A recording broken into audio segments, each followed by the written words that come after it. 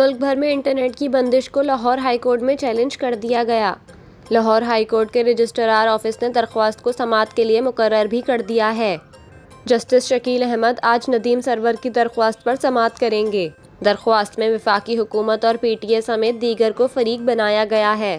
درخواست میں موقف اپنایا گیا ہے کہ ملک میں بغیر کسی نوٹس اور وجہ بتائے بغیر انٹرنیٹ اور سوشل میڈیا ایپس بند کر دی گئیں۔ انٹرنیٹ کی بندش سے کاروبار حتیٰ کہ ہر شعبہ ہائے زندگی متاثر ہو رہا ہے۔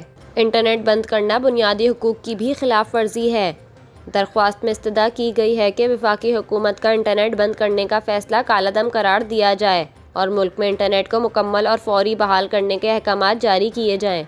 خیال رہے کہ پاکستان میں صارفین کو انٹرنیٹ سروسز استعمال کرنے میں دشواری کا سامنا کرنا پڑ رہا ہے۔ Internet service providers I S Ps association کے مطابق ملک میں انٹرنیٹ کی رفتار میں 30 سے 40% کمی آ گئی ہے۔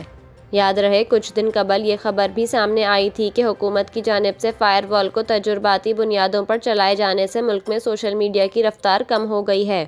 آج ذرائع کی جانب سے بتایا گیا کہ ملک میں انٹرنیٹ فائر وال کی تنصیب کا دوسرا ٹرائل کامیابی کے ساتھ مکمل کر لیا گیا۔ ٹیلی کام ذرائع کے مطابق انٹرنیٹ سروس فراہم کرنے والی کمپنیوں پر فائر وال انسٹال کر دی گئی ہے۔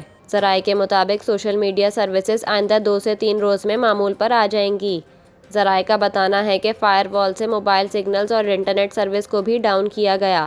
دوسری جانب وزیر مملکت برائے آئی ٹی شزا فاطمہ کا کہنا ہے کہ پوری دنیا میں حکومتیں سائبر سیکیورٹی کے لیے فائر وال انسٹال کرتی ہیں۔ فائر وال سے پہلے ویب مینجمنٹ سسٹم تھا۔ حکومت اب سسٹم کو اپ ڈیٹ کر رہی ہے۔